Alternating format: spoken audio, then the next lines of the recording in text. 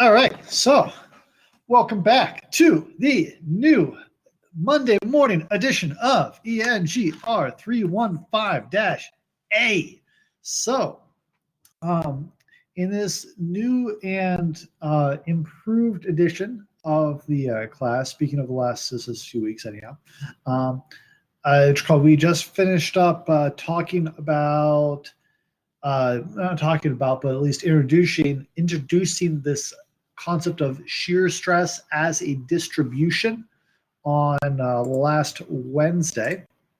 So saying that shear stress is distributed something like that. It's a parabolic gig that varies based on the geometry of the cross section.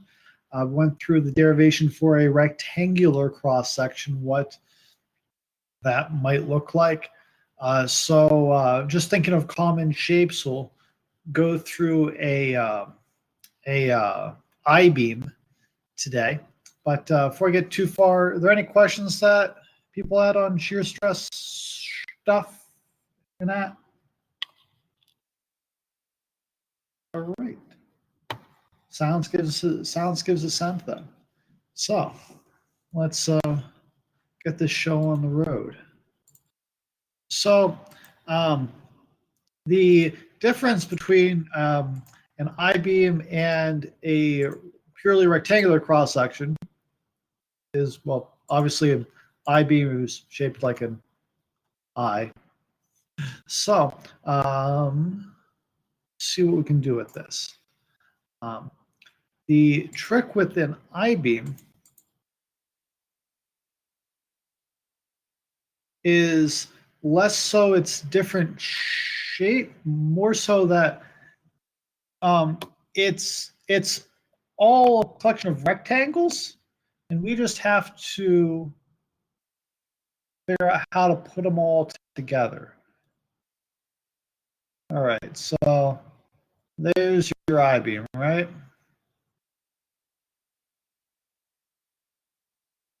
And does someone have the expression for shear stress floating around somewhere?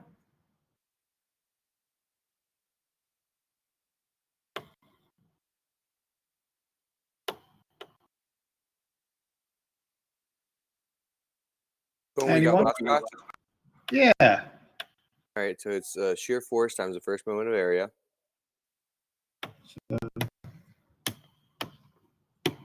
Divided by second moment of area and thickness of the cross section. Sweet. Okay. So for a rectangle, hang on, let me back up a second. So when we have all these variables, let's just do a quick run through of where they all come from. V, where do we get that from? Where do we get our shear force from?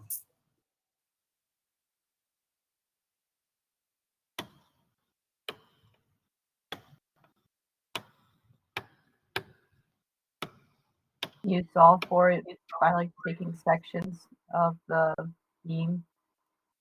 Right. So we take our sections. Sorry, the dock camera's not here yet. We take our sections. We do our free body diagrams. Everything works out nicely. Great. All right. Where do we get I from?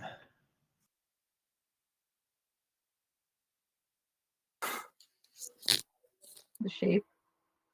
Right. And because we derive this from bending, this is the second moment of area for the entire cross section, not for any one bit of it. It's for the entire thing. So this is second moment of area for the entire cross section. Okay. T. Where do we get T from? What is T?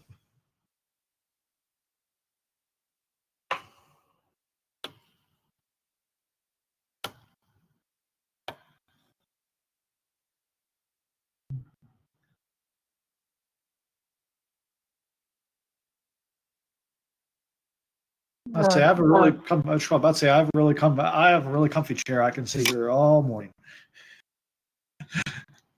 It's What's like T? the thickness of whatever Okay. part of the cross section that you're trying to decide the shear for. Correct. Yes. Yeah. We said that shear stress occurs in a distribution, so it's not a constant. It's a function of where you are on the cross section, and we usually, at least we have been. If that's my neutral axis, we've been giving that location in terms of y, a perpendicular distance from that neutral axis. So T is the thickness of the cross section, or like this thickness here. Like if I was right there, that'd be my thickness T in the equation. So this is the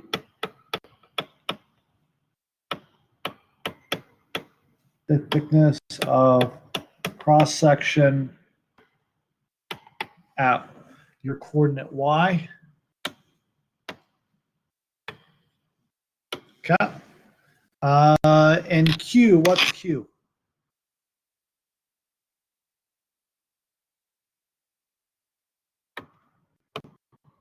Thinking about that, I'm going to rewrite this, make it a little bit nicer.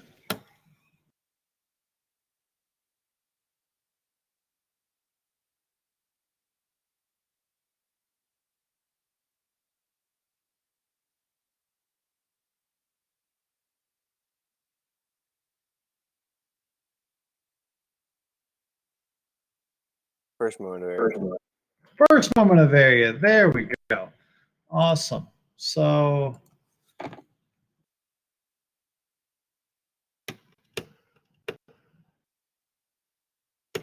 first moment of area. That's an O, that's an M, and that's an A. Sweet. Okay, so first moment of area being different from the second moment of area in that Q will change depending on where you are on the cross section. We said that for a rectangular cross section, Q was what?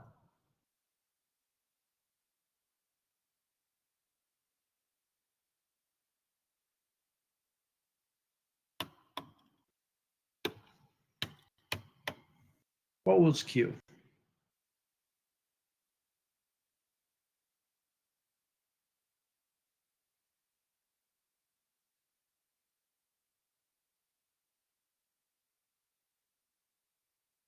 Is it the 1/2 width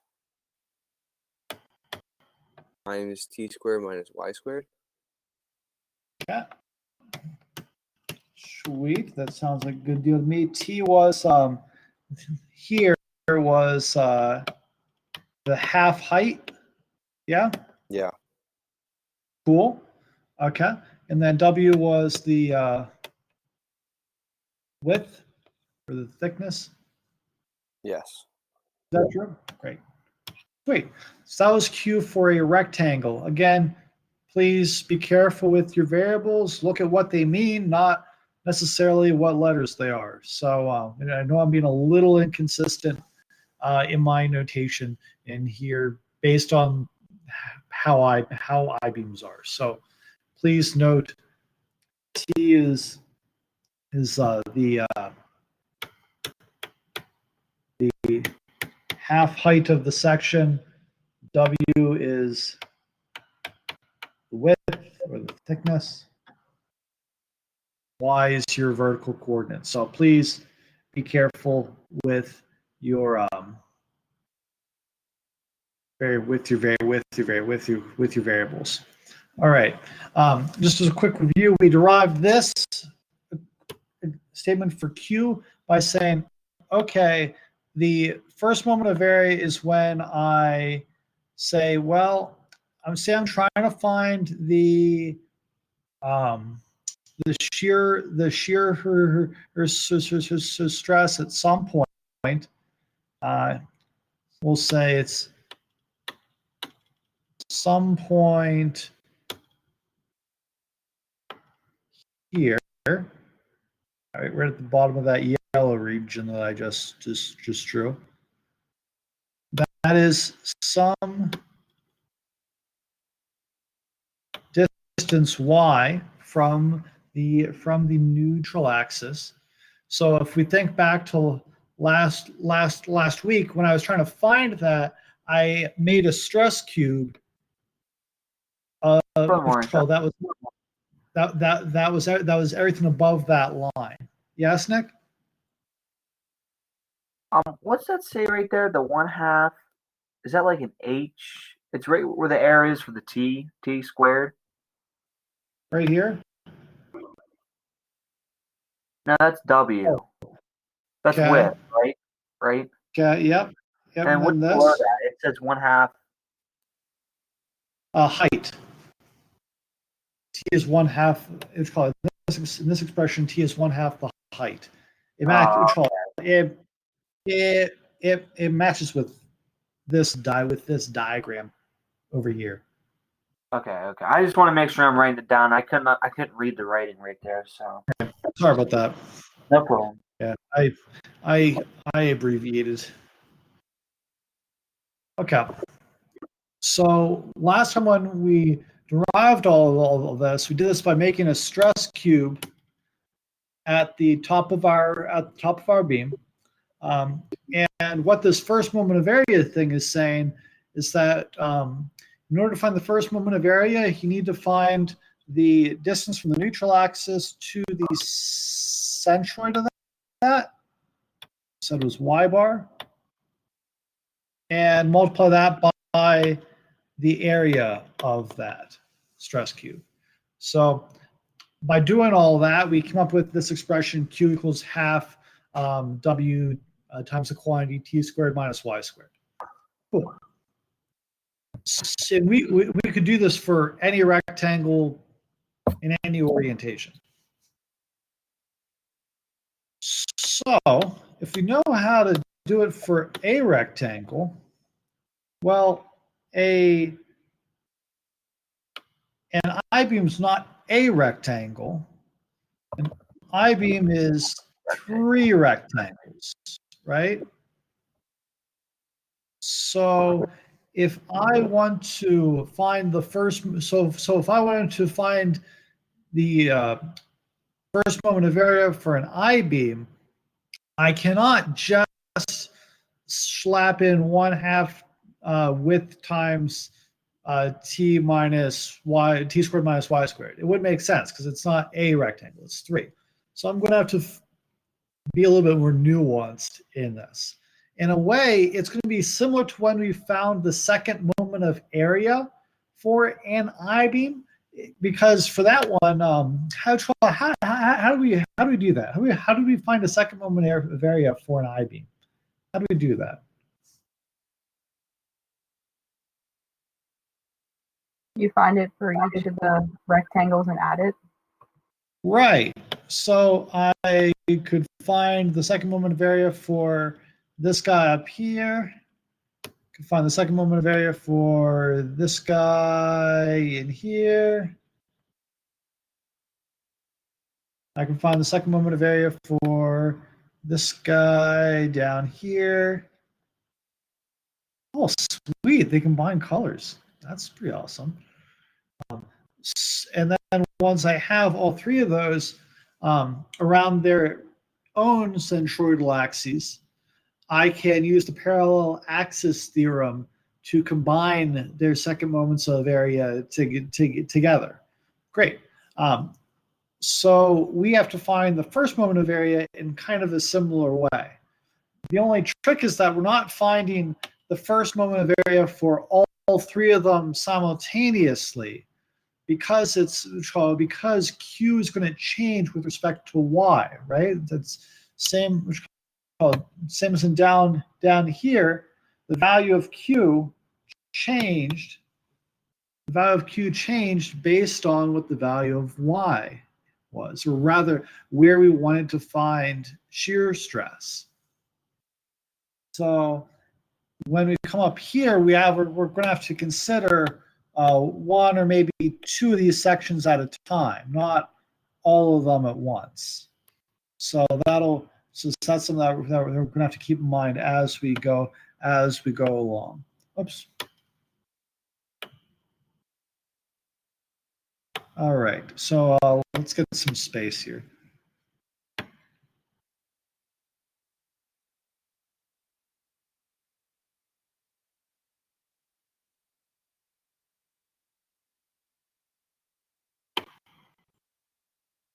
Okay, and get rid of this guy.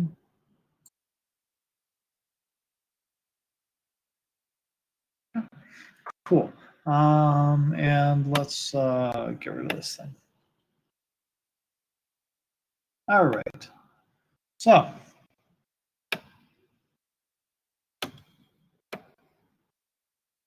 let's get it on. So if I start up here, and I want to know the shear stress on that line. So that's some distance y from my neutral axis. Dang it.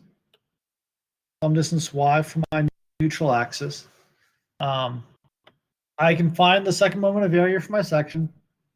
That's straightforward. Say I've already done my free body diagram for whatever this section is. So I have my shear force, so I have my V, I have my I.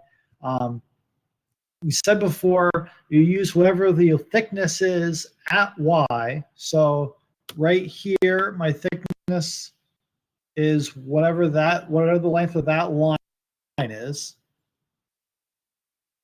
So it's the width, so it's the width of my flange, this WF thing. So I just need to find out what Q is. So as before, if I want to find my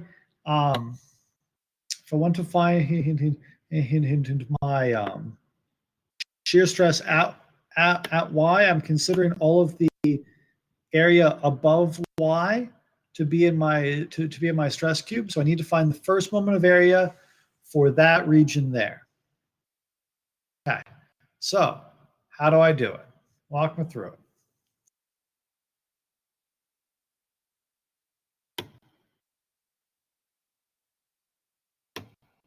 We know that it's the distance from the neutral axis to the centroid of that area times the area itself.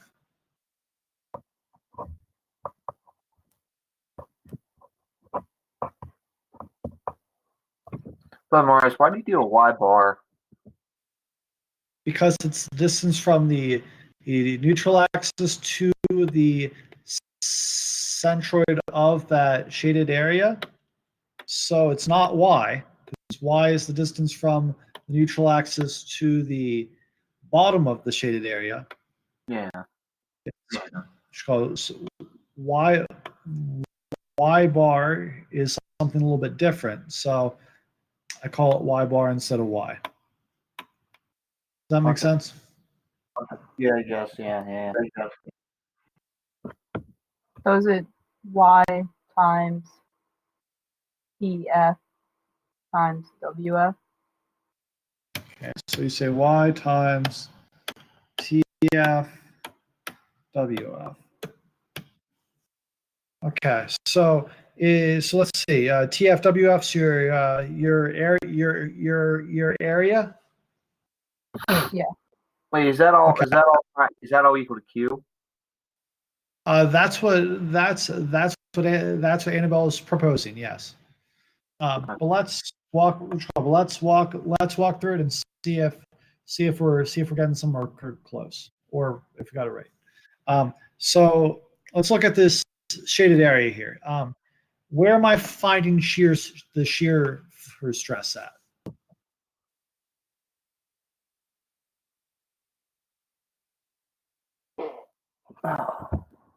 Where am I determining shear stress? Is it at Y? Is it at the top of the flange? Is it at the bottom of the flange? Is it in the middle? Where is it? At Y. Correct. It's at Y, which is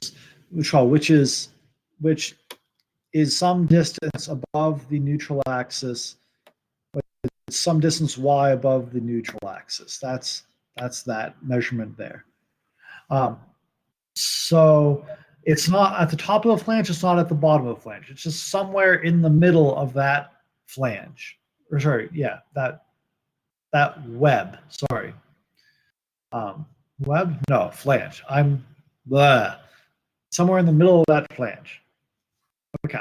So the area that is above it, that yellow shaded region, or that green shaded region, if you want something that's not yellow, that's might be a little bit easier to see. So I'm looking for the area of that shaded region. So the width of that shaded region is WF. Great. So that sounds good. What's the height of that shaded region? Yeah. 1/2 TF. One is did we define the shaded region to be half the height of the flange?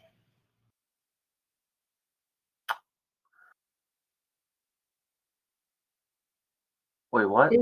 Is Y up to the centroid of that top? Oh, okay. So then Nope. just kidding. It's some distance into the upper flange. We do not know how. We do not specify how far it was. Just that it is. Minus Y? Is it T minus Y? Like okay, the hang T, on. because you said second. the T was like half the total height is what we had it earlier. Okay. Let's Y have is- a look here. Try to find it just using variables that are presently defined on this diagram. TW minus Y. Okay, TW. Never TW. mind. Okay. I thought that arrow next to it was. Yeah, sorry. WF minus D. WF is like a horizontal thing. No, never mind. Don't listen to that. TF. I don't know. If I wanted to find out how tall this thing is, how would I do it? How would I do that with the variables that I presently have? From the neutral Assuming that the axis, top and bottom flanges are the same. it'd be half a D plus TF. There we go. Half a D plus TF. There we go. Because TF is the thickness of the flange, right? And D is the distance between flanges. So if I take half of D, that would be from there to there, right? That's like D over 2. And then TF is like that thickness there. That was a terrible T. There's a T. So half of the D times TF. That's how tall this thing is. So how do I find that dimension there? Again, based on and everything that based on all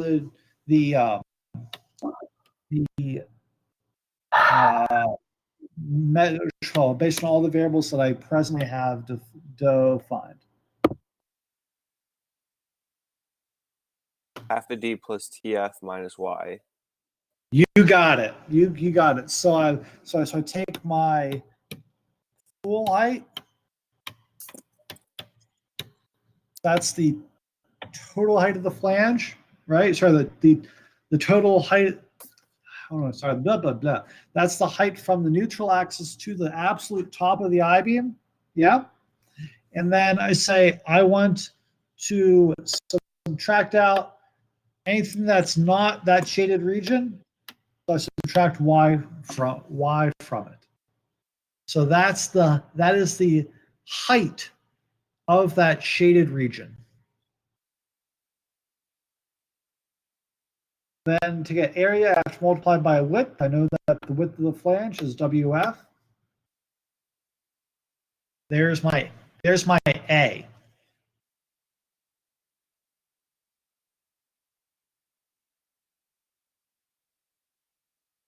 Now, how do I get Y bar?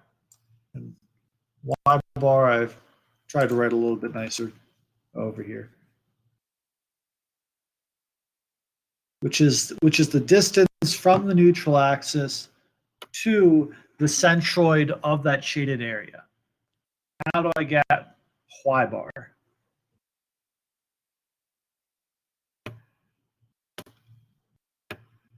Is it just y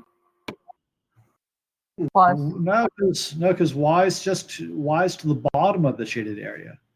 Yeah, so y plus 1/2 t plus tf divided by 2. 1/2 d plus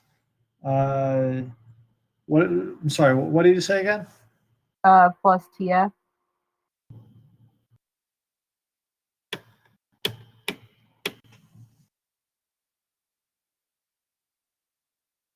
Just that.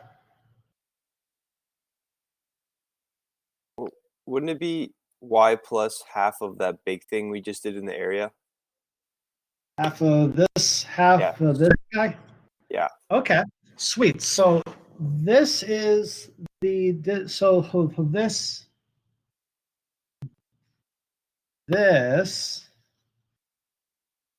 thing here is the overall height of that shaded area, right?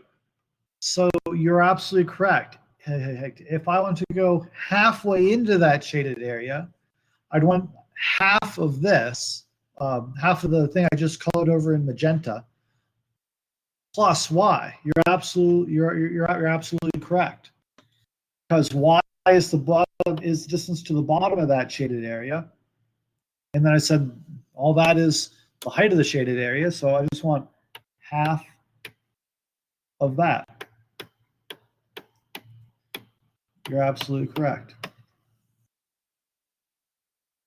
That's my Y bar. You subtracted that. Is that TF minus X or is that a Y? That's a Y, right? Yep. We haven't used X yet, so that's definitely a Y. Okay, I was gonna say X wouldn't make sense, but Nah, it wouldn't. Bless you. All right. So if I put these all together, let me get ourselves some space here. We don't need these anymore. If we put all these together, will the Y bar and the A and such.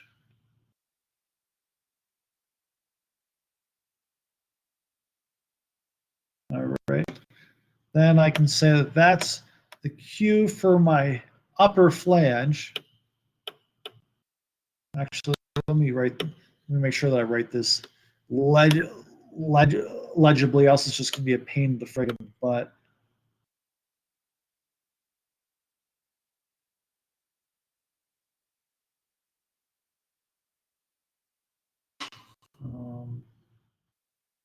So Q for the upper flange is Y bar A, Y bar upper flange times area of that upper area. So we said that's Y plus 1/2 times half T plus TF minus Y.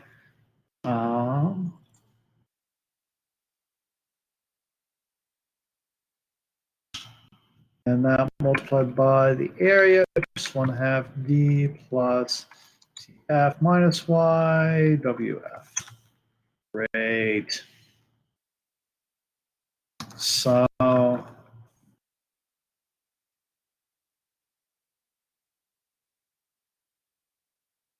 we can say that equals, we start simplifying this, should look something like,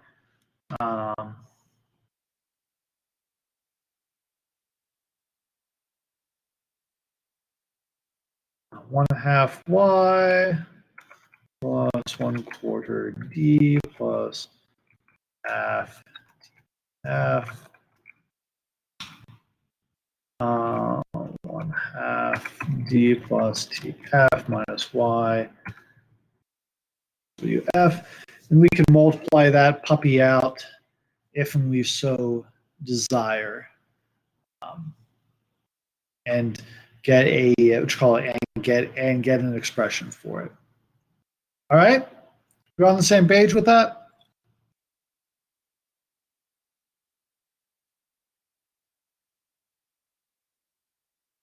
Yeah. Maybe. Yeah.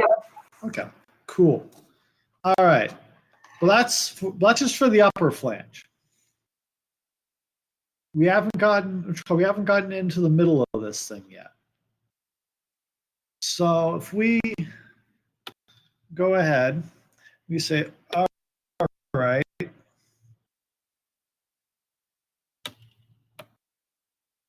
Cool. So I got my I-beam, and I'm confident that I can get shear stress in that upper section. Great.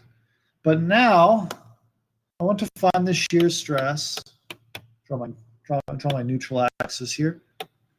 I want to find my neutral. I want to find my shear stress there at that point, because I know that my web, this center section, is what's kind of absorbing most of the shear stress that this beam's dealing with. Because I know that there's this parabolic distribution, and it kind of hits a maximum around the center. So I want to find shear stress in the web.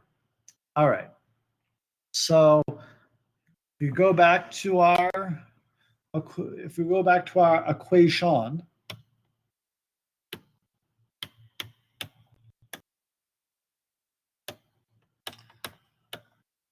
I has not changed, right? V has not changed. They're both based on whatever our section is, and the section is still whatever it is. Has T changed from when we were on the web? Yes. Yes. It changed from being this dimension here to this dimension here.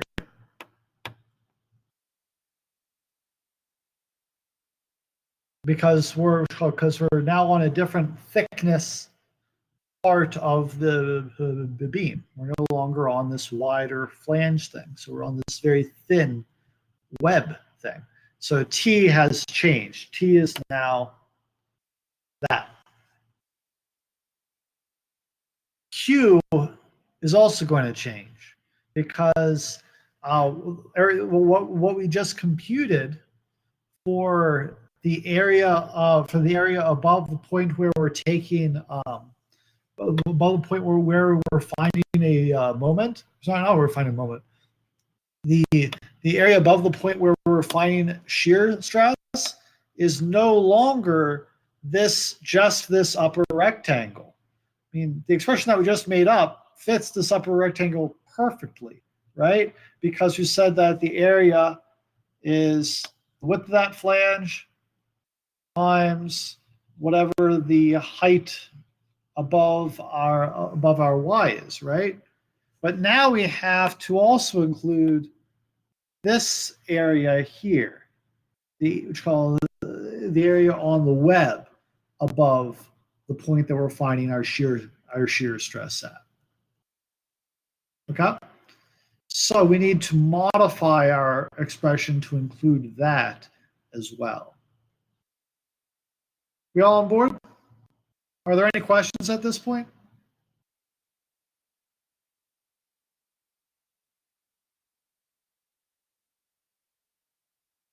Okay. So let's play the same game again.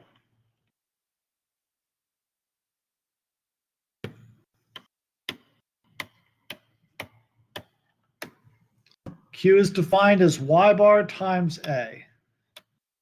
Here's my y bar going. Actually, sorry, that's not my y bar. I'm being dumb. Y bar is the centroid of whatever my area is, so it's somewhere up there. I don't know exactly where it is. Keep in mind, I do not know exactly where y bar is right now. I have to figure it out. And A is the total area. So, how do I find them? How do I call? I have two areas. How do I find the centroid of those two areas put together?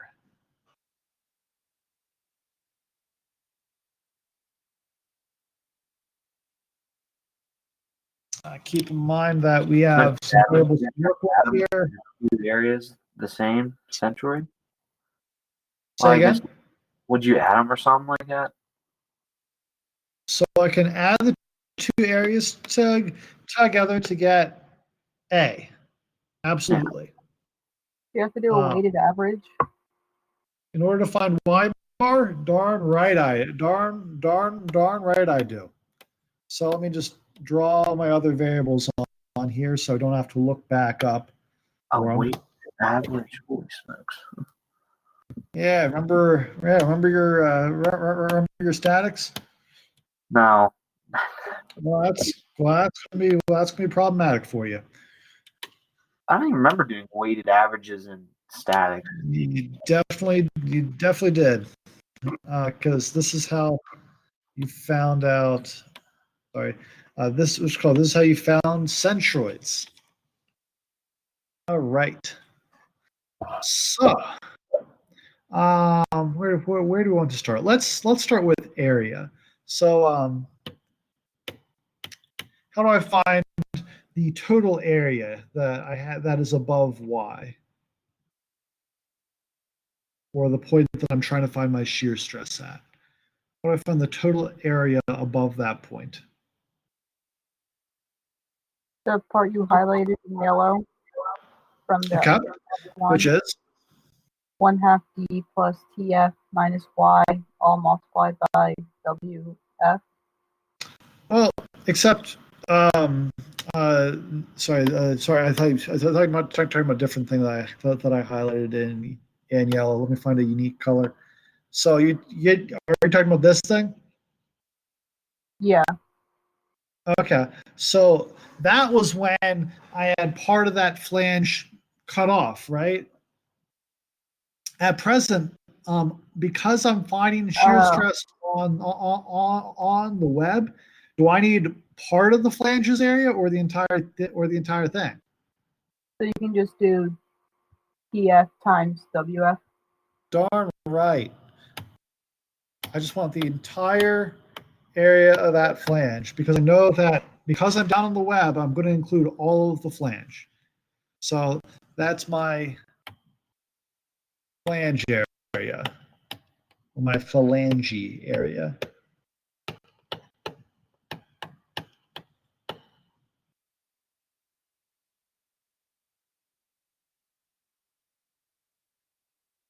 All right. So that's one. Plus pw times 1/2 d minus y. Cool. That's it. Yeah. So 1/2 d, that'd be like that distance there, minus y gets me the height of that block there. So take that, I multiply by the width of the flange. That is the area of that magenta region. So if I color coded these by what regions they are the area of, just to make sure it's absolutely clear, that's like the magenta bit. And that's like the yellow bit. Cool.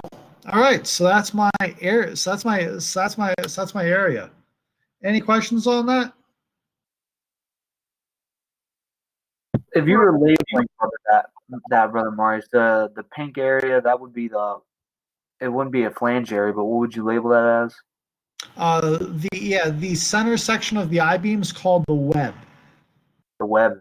So can I like label it web area? Sure.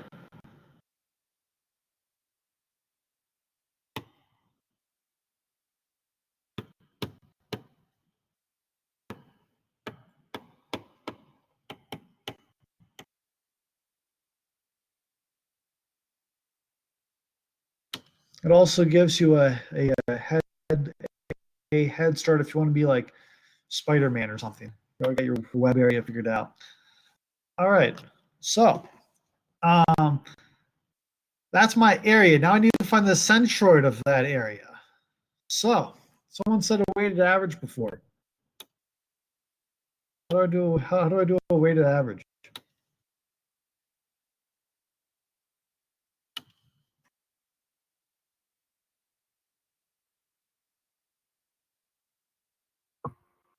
Multiply the y bar times the area of each. Okay, so I need to find rectangle. so I need to find the distance to the centroid of each area, the flange area and the web area. Is that what you're saying? Yes. Yep. So there's my it's my flange area. Distance to that centroid is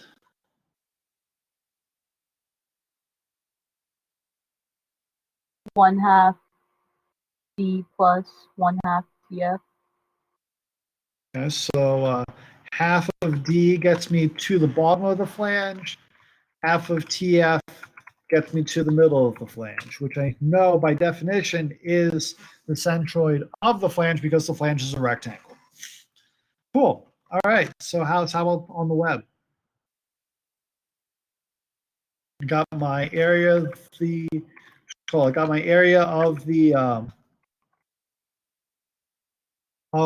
box on the web there.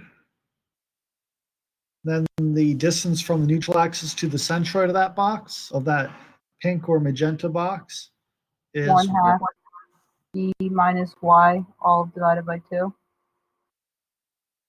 And Or- say it again, please. Yeah, like that. Or yeah, 1/2 d minus y and then all divided by 2.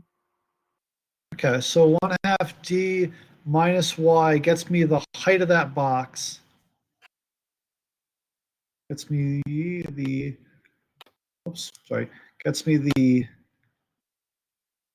height of this box. Like that is, we said before, that's 1/2 d minus y. Yeah. But I need to get from there to there, right? From the center of that box to the neutral axis. Divided by 2. Okay, so if I take this, I divide that by 2, that gets,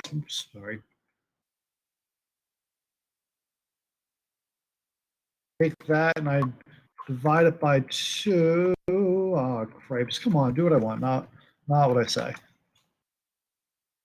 I divide it by 2.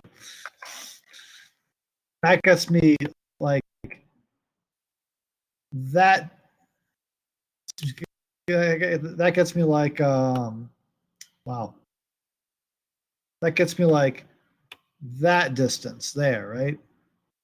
Plus y. Plus y. There we go.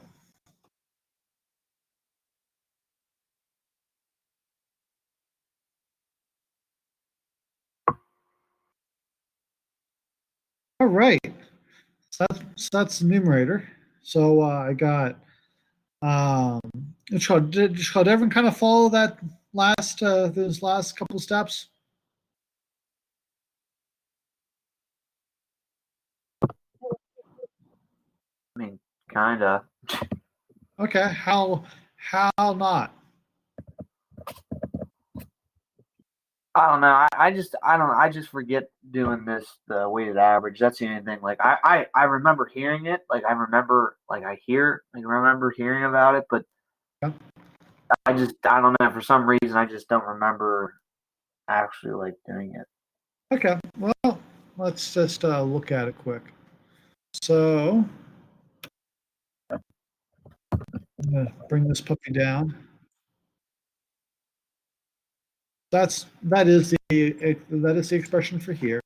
A weighted average in general so is the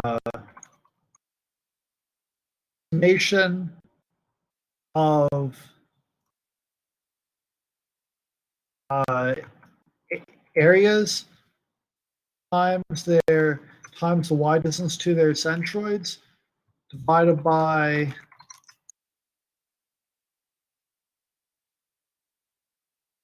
all the areas. So if I had a bunch of blocks, there's a block, there's a second block.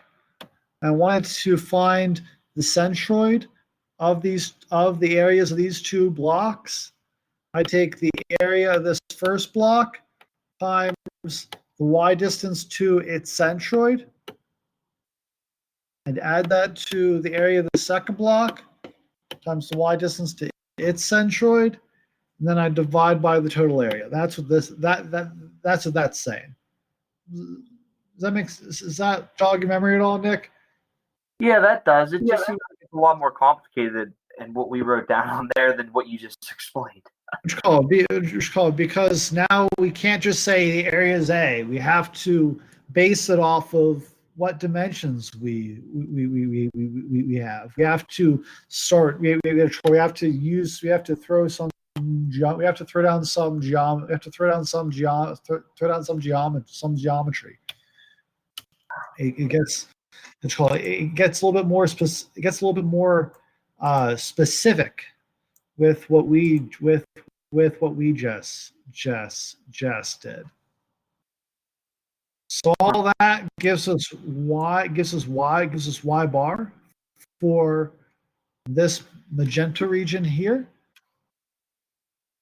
based on the dimensions that an I-beam is usually defined by. So that's awesome. We have the area of the I-beam up. So the area of everything above the point we want to find shear stress at. Over here, the TF minus WF plus TW times quantity half D minus Y, the yellow magenta thing over here to the right. So we have our area, we have our Y bar. Means that we can put them together because Y bar A is Q. So if we wanted to really be sweet, what we could do is something like this.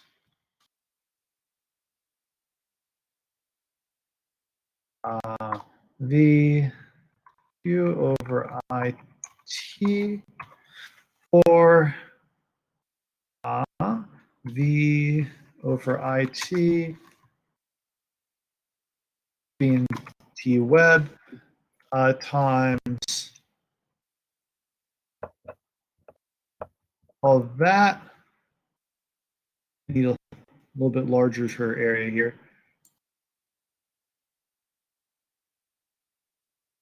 Times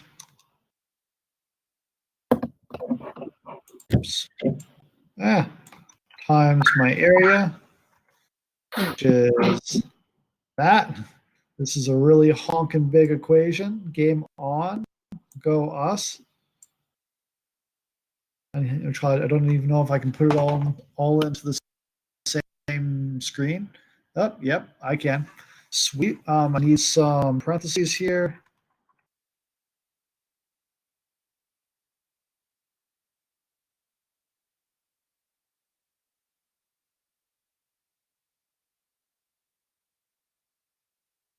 There we go. So there's shear stress on the web of the I-beam. Conveniently, we can simplify this a bit, right? Because like the denominator here, whoops, is the denominator here is the same thing as the area here, right? So conveniently, I can simplify the crap out of this. So take all this. I'm just going to copy paste it right down here.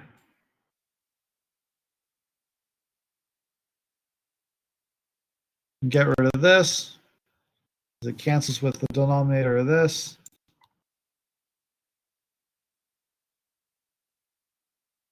That's at least a little bit more tractable.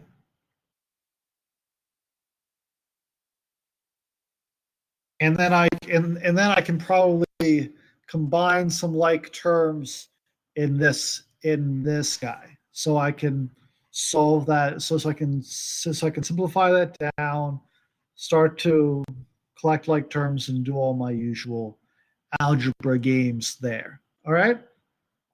And at the end of the day, that's going to give me an expression for shear stress in the web of an I-beam. And if I scroll up, I have the expression for shear stress in the flange of an I-beam. So I can kind of go between those and find shear stress at any point in an I-beam. All right. I know that we're a couple minutes over. Does everyone have this written down? Can I switch off a thing just to show you one last thing? I'm writing it down real quick. Sorry. All right, you're fine. I'm just going to scroll up a little bit then. So, as opposed to a rectangular cross section, when I had a rectangular cross section, I could look at it in like a section view,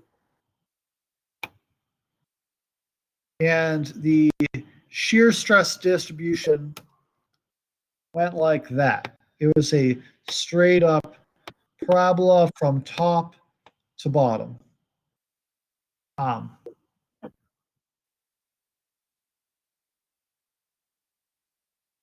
Assuming that the height of that distribution is shear stress. If I look, say, at this equation that I just wrote, I can tell that I'm going to get a y squared in there. I'm going to get a couple of y squares there, but I'm going to have y squared as my highest order term in y. So again, my shear stress distribution is going to be parabolic again. However, we noticed a pretty big difference between we can notice a pretty big difference between our expressions for between the expressions for the web of the beam and for the flange of the beam, right? The flange was a little bit smaller expression. It's going to be a smaller shear stress, or at least we expect it to be a smaller shear stress because it was there. And then when we get to the web of the beam, this T term is going to drop down dramatically. It's going to get much, much smaller. So we expect a jump in shear stress between the flange and the web. So if I look at that same kind of plot of shear stress, it's going to look something a little bit more, dang it, a little bit more like this.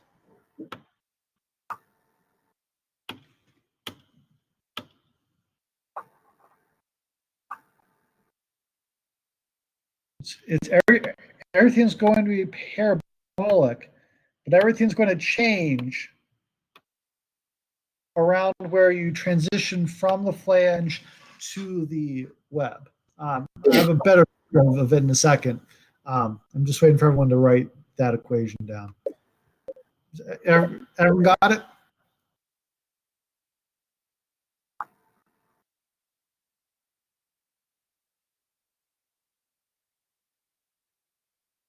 Everyone got that equation?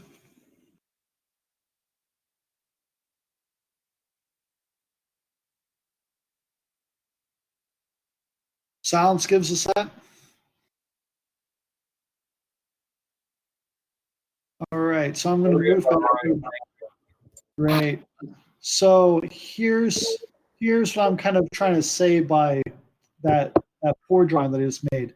Because of the change in how thick the flanges versus how thick the web is, the shear stress distribution is going to jump between those two different sections. And that's why most of the shear stress gets absorbed on the web of an I-beam. It's all about the difference in width between those two different sections.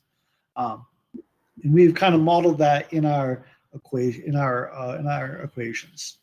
So, any questions on that?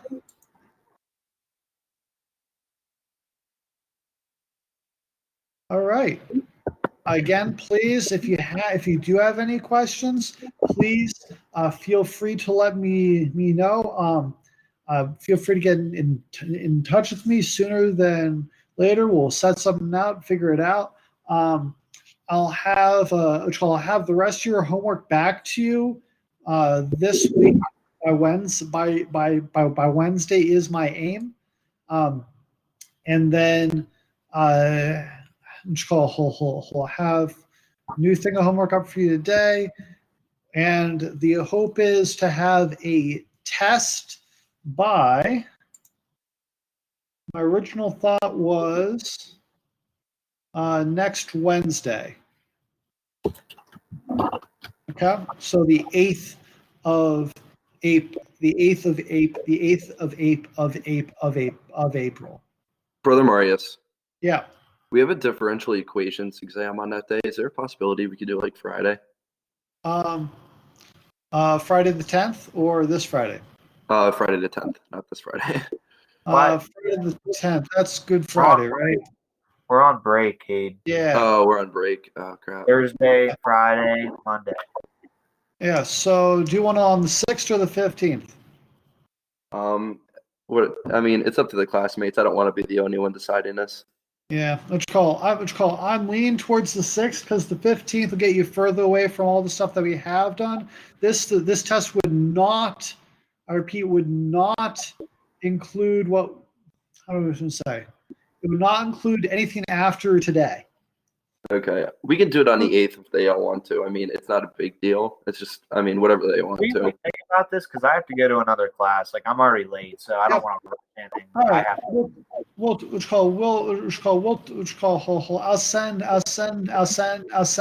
I'll send an email around.